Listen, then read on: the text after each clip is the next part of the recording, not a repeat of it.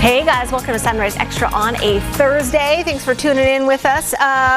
We are talking about Hollywood and the pandemic, and so much stuff has obviously been shut down, and so has filming for a lot of our favorite movies and TV shows, and things have been pushed back. They're saying like next year we're going to see a blockbuster film, like what would be considered, coming out almost every week because everything has been so backlogged. So by now you guys have probably heard about this story. Tom Cruise is filming Mission Impossible 7, and they had to shut down earlier this year when they were filming in Italy. Right. Now things are kind of starting to pick back up. They've moved locations now to London, and he is also producer on the movie. And he went off on some staffers, that behind the scenes employees, who were standing too close to each other that kind of violated the COVID protocols. I haven't seen if they were not wearing a mask, but they were at least standing much too close for each other. Tom Cruise saw it and let loose, and someone secretly recorded it. Now, the Sun newspaper in the UK got the exclusive audio, but it has been confirmed by people on the set that it is Tom. Let's listen to a little snippet of it, and then I want you guys to kind of weigh in with us on, is he in the right? Should he not have spoken to, people like that? Or is this just kind of the times we're living in? So take a listen. Is it understood? If I see it again, you're going, and so are you. So you're going to cost him his job. And I see it on the set, you're going, and you're going. That's it. Am I clear? Do you understand what I want? Do you understand the responsibility that you have? Now that is only maybe 20 seconds or less. It was a 3.5-minute expletive-filled rant, and towards the end he kind of turned more pleading than the screaming and pointing of fingers. But he has been adamant, telling the crew in that recording, he's on the phone with studios and health officials every single night, talking about all of the, obviously he doesn't need this money, he doesn't need this film, but there are so many hundreds of people that are attached that work on these that have to pay their mortgages and put food on the table, and that's what he was explaining of don't F this up, right? In his words, for everyone else, and don't get us shut down, because they're kind of, he called it the gold standard of production right now for movies, and a lot of other studios are looking at how they're doing Mission Impossible and what kind of COVID procedures so they can, keep filming. The gold standard for star power, sort of flexing their muscles on set, was a few years ago. Christian Bale was recorded yelling at staff members because they were doing something in the background during filming, and that went viral. And he's screaming at the top of his lungs at these cast members or crew members. And I thought perhaps when I click on this link that features Tom Cruise, I was going to get some of that. I will tell you that after I was listening to it, yes, he is going off for much longer than those 20 seconds. But as I'm listening to him, I'm thinking, his points are valid. He's not complaining about them messing up the lights. He wasn't complaining about someone walking in his peripheral vision during the filming of a scene. Or something personal. It was like, hey, we're trying to keep something going here that has been shut down all year. There's the only one way we're going to make this movie happen. That's if each of us follows the rules. And so I am so mad that the two of you are not following the rules. I also know that he probably could have went up to him and just been just as effective and said, hey, if either of you get this close to each other again on the set, you're fired immediately. Got it? Like that probably, if Tom Cruise comes up to you and says that, that would have worked. But I'm always wondering, though, you guys, when we have something like this that goes viral and somebody records it, what else surrounds it? Sure. Like, was this the first time? Was it the 20th time? Were there other things that were said that made him lose his temper? I mean, you know, anytime that we lose our temper, I betcha he was like, man, I went overboard, or it was too much, or, you know, I mean, who knows what he thinks. Right. But usually when you're that hot, you've reached your wit's end, and most people I know regret that afterwards.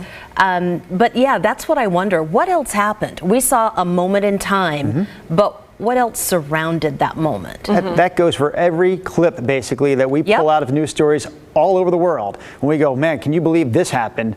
We have no idea what happened, you know, moments before. But that before. story never gets told. Right. You know, and then you just perpetuate it, and everybody thinks that it's just this way. It's like those snap judgments, which is a big problem. Even though we only have this clip to play with, and if maybe you heard the longer clip as well, which Nina mentioned is more like 3 minutes long, we are asking today if you think that he was in the right to lose his, to lose his cool the way he did. And maybe the bigger picture question is, are you seeing this sort of in your own life right now? I mean, have you noticed other people? Maybe it's your own boss.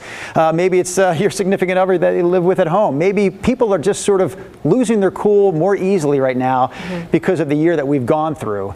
So you can weigh in and share those thoughts with us here this morning. I can understand, you know, I mean, it's like you guys were saying, you know, he's not making personal comments toward other people. He's not being a diva. I think, you know, there's, as the star of this film and a producer of it, and, you know, such a global icon, a lot is resting on, you know, this, and he must feel the pressure of that, obviously. And I would not want to be. He is obvious. Yeah, we've seen over the years how intense Tom Cruise can be, and so I think just a lot of pressure, you know, on people of all kinds, not just celebrities, of course. But right now, and sometimes you can kind of snap. I know I would not want to be talked to like that. It would kind of go farther. Drew, the example you gave of just coming up and have a stern warning from someone like Tom Cruise would get me in line. If someone starts yelling, I will remember that forever, you know. And then it kind of taints my view and my relationship with that person, I feel like, going forward. How can it not? Yeah. He said that's how your dad used to handle it. He would never yell. He would just kind of come on and say, Nina, he would say, I was disappointed in you. And that felt much more than, you know, any other yelling or like, I'm going to spank you or something like that as a kid. We are getting some comments from our viewers here this morning. Someone we hear from often, Terry Hogenkamp. Good morning, Terry. She says, while he is correct to require mask wearing on the set, it does not mitigate the fact that he is such an egotist, she says.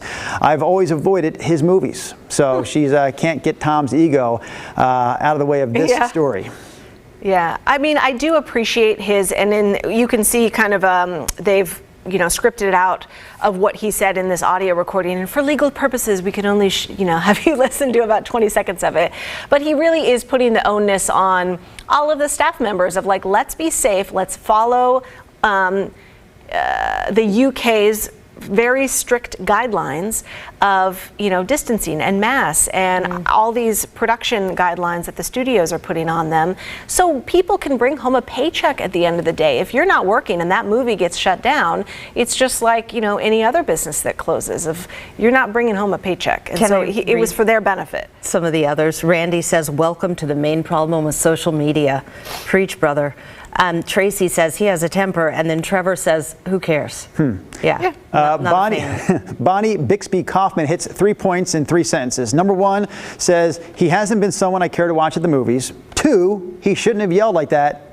3, the point was valid. So not a fan of Tom Cruise's, doesn't think he should have yelled, but recognizes that the point he was making was a valid one. Yeah. And Debbie says, I wouldn't tolerate it. Been there. Have you guys ever gotten... I don't know. I've gotten definitely screamed at and yelled at in like a professional setting, maybe in a group setting, you know, where it wasn't like I was personally being yelled at. And I'm more of like a passive aggressive mad person than like, I would never have the guts to like yell. Watch your back. You know what I People mean? Watch your back. But like, I would never have the guts, and I would be just mortified if I were to start like yelling like that, but it does stick with you. You remember like when you you got yelled at like when you were a reporter, or like you said professionally. There was a lot more yelling back in the day, I do remember, and some people were really in previous jobs and not even and here, just in town. I've been yelled at here too. Oh, but it's do tell. Last week? No, this was a couple Tuesday? years ago. When was it? It was, you know, just like snafus in the newscast, things that we should have had. And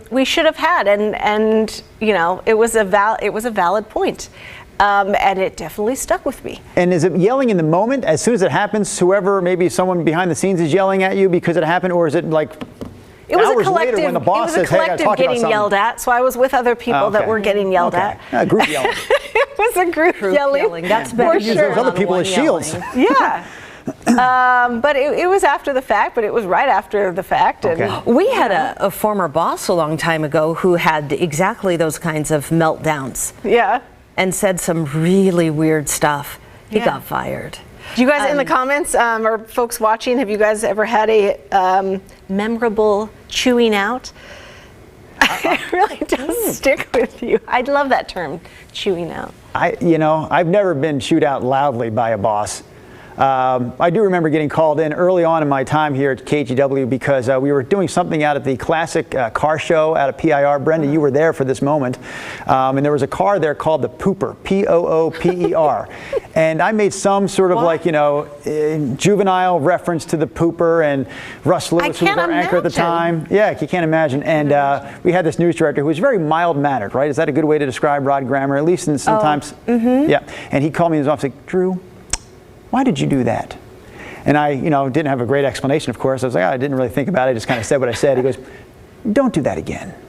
Oh. Does that stick with you more so than being yelled at, though? That was, 15 years ago. See, you remember exactly what he said. 15 years ago. I'm still remembering it. It does. So sometimes that tactic goes way farther. That is so funny that you mentioned Rod, because we did have an issue it was with Carl Click when he was anchoring the show.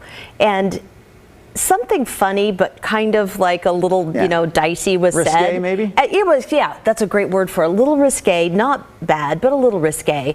And Rod must have heard about it after the fact, because Carl and I used to sit next to each other, and he came to kind of give Carl a little bit of the business about it. And then Carl looks at me and goes, she's the one who said it. And then his demeanor changed, and he went, oh. And that's all he said. And then he walked back to his office, and Carl was like, funny. How did you get that? And I was going to get chewed out. Yeah, it was a little bit of a double standard, but I just had a little to your benefit. Yeah. On the good end of a double standard. Yeah. Brenda was saying something risque on the newscast. I love it.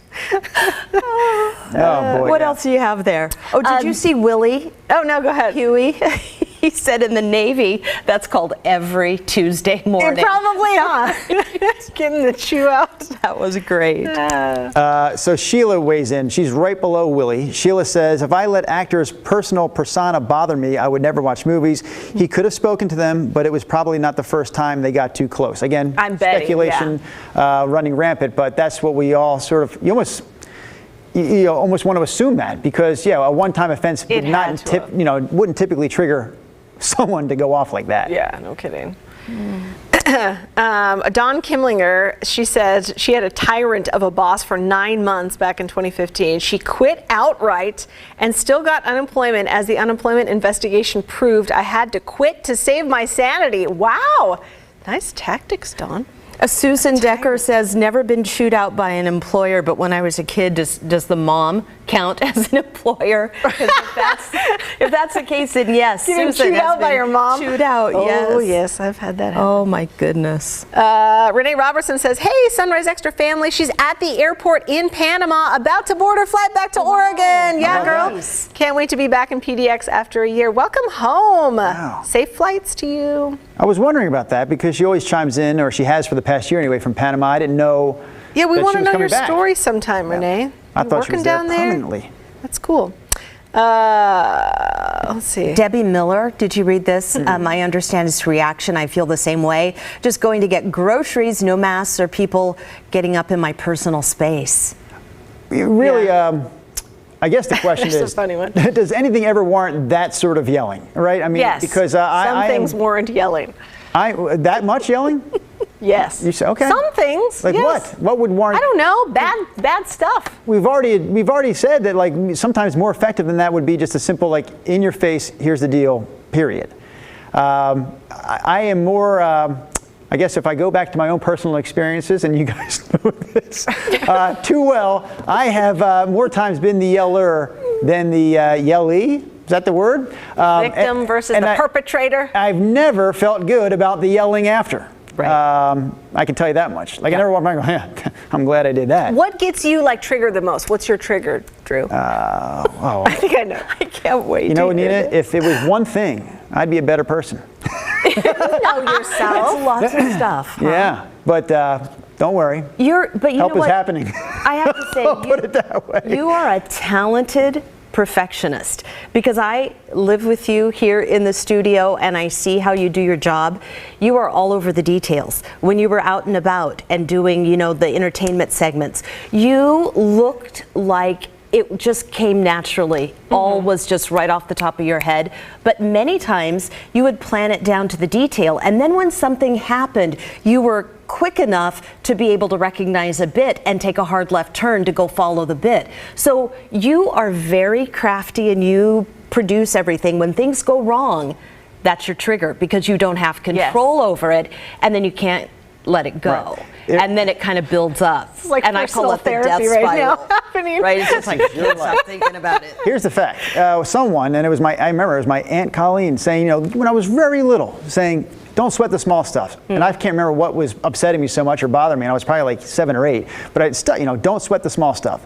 And man, if I could have just taken that advice and used it, that would have worked well throughout life, because that's really what you're just describing, like getting upset over those things not being perfect. Well, what the heck? You know, what's really perfect? Nothing can be perfect, but that is sometimes what like kind of steers me down the wrong road. Like, man, wanting that thing to be so perfect, and when it doesn't, not being able to deal with the lack of perfection. But you know what? That also makes you really good at what you do. Yeah. It really does. I take back a little bit of the goodness for a little bit more of the balance. It's a balance. I know, it's hard. Yeah. It's like some of those genius performers who just are so amazing that it's so hard to work with them. Like, you know, like wow. Prince was known for being, because he could do it all, just brutal to work with. I've heard stories from other musicians who did have gigs with him, and he would just lay everybody low because it wasn't right. Because he could do it one way, and if it didn't quite get up to there, I've just heard stories like that are crazy. I didn't know that about Prince, but who would you all say is the greatest basketball player of all time? Michael Jordan. Apparently the crappiest teamate you could ever have. He's such a perfectionist. Unless you love teammates who yell and scream at you for not doing the play right.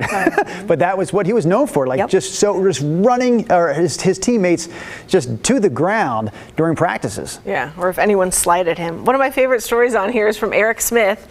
He says, I blew the motor in my boss's car delivering a pizza. It wasn't really my fault. It was a 1986 Ford Escort, but he yelled way more than that car was worth, and I still laugh about it to this day. Delivering a pizza. He's laughing. Oh, man. Wow. Kendall says, my parents yelled at me back in the day, but I think it definitely stuck with me. I probably did deserve it, because I sure know now. You must be a mom. Yes, I agree. Jared says, I don't believe in yelling unless someone is in danger and you need to get their attention. I feel like that would be it's self-control, you know, just in that moment of, or it's just not your personality, you know, if you're a yeller or you're not. Yeah, but it's getting a little bit of space between the feeling and the action. It is. It's that take a break. You know, it's like my 3-year-old, they have all these little toddler songs of like, when you get frustrated, like take 4 breaths or something. Like, that is definitely true, you know? Yeah, it is. Can you drop one of those songs in my stocking for Christmas, Nick? Yes. I'll put a recording in there for you. Listen to this on the way home, Drew. Rob St. Helen says, you all handled the yelling with wine. What? And who's to blame you there? Yeah. Joey says 2 wrongs. Yep. 2 wrongs don't make a right. Yeah, it'll be interesting. Wait a minute. Oh, go ahead. I think we just got to the crux of a situation. What? Stanford Walker. Old Stanford Walker, friend of the show for many, many months and years now, says, I have been chewed out by a semi-professional news anchor, I think I know who he's talking about mentioning his beard. So here's the deal. Stanford Walker. If you watch Sunrise Extra, this is a name that we mention often. He's one of the regular viewers. At the beginning of Sunrise Extra, Stanford was, I thought he was a big fan of mine. He was a friend of yours. Very complimentary, yes. I'll put it that way, to say the least. And then something happened where Stanford basically said, I'm not even going to acknowledge that guy. And we kind of laugh about it here behind the And scenes. you had we all didn't know what had happened. What did you do to that guy? I'm like, I didn't Why do anything doesn't to he him. like you anymore? But apparently, I'm drawing some conclusions now. I guess remember I had that pandemic beard when I was in the basement? Yeah. And he's suggesting that maybe he mentioned something about it and that I, in his words, chewed him out about mentioning his beard. Did you do that? I don't know. You guys were here with me. I've never done the show alone. Do you recall me doing that? I don't recall that. Now we know. Stanford, thank you. Remember when Drew was off one day, Brenda, and we were trying to pull it out of him? And he didn't. Well, we still need more details. Right. How did I now chew him he's out? fine. Thank you. This, we're 2020. Let's get out the door. So start Drew, a new now you slate. apologize. So we can get back Brenda, to Yes, I don't know how. apologize. I need more detail. I don't Just recall. I can't apologize for chewing him out if I don't recall chewing him out. Well, what, Miss Braxton? We agree. just apologize. Okay, Stanford, I apologize. I do apologize. Sound like If I you upset mean you, it. of course I apologize, Stanford. Never my intention to upset any of our Sunrise Extra Oh, viewers. man. Scott Praegitzer. Scott. What's up, Scott is the safest. Yeah, way to I'm go just there. going to go with Scott. He says, I'm guilty of yelling when I feel like people are just not listening. Very true. Willie Huey says the best is the coach rant that makes it on air sometimes, like Denny Green's famous rant, want to crown him. I don't know what that is. What the heck? You know what that one is? Denny Green. Is that Denny? the coach of the Cardinals? Is that what you're talking about, I Willie? don't know, Willie. There was a great, some of those professional coaches have had some great, rants on live TV before. We had that one, that absolutely. Jim Got Moore was the mic'd coach of the Colts. Playoffs? Are we talking about the playoffs? And there was another coach who yelled one time about they lost to the Bears, and he came on TV. He's like, we knew who the Bears were before this game was played, and we let them get away with the win. That was Denny Green. Maybe he's talking about Denny Green there. No. All right. Who is this Denny chiming in? Green, Rod? yeah. Is that you? Is that Rod Hill? We can hear you, Whose Rod. voice? Yeah. But I didn't know that was referred to as the want to crown him speech. I have been accused of giving the look, like that I can give a really wicked stink eye You sometimes can? if I'm And unhappy. sometimes that too, just doing that can shut a person up. If I were to get the stink eye from you, Brenda, I would zip it. I don't know. Sometimes I just think it's the resting, you know what? Face. This is my face. Some people, I know, I have that too sometimes. It happens. If we don't exit the Sunrise Extra program right now, our Drew's gonna director, chew us Mark. all out. No, I Oh. won't say a word. It doesn't affect me, but it may upset our director, Mark. I've never Mark says been we gotta yelled go. at in an Australian accent. It might be fun. Let's try it. Really get them. All right, you guys. We'll see you tomorrow. Bye.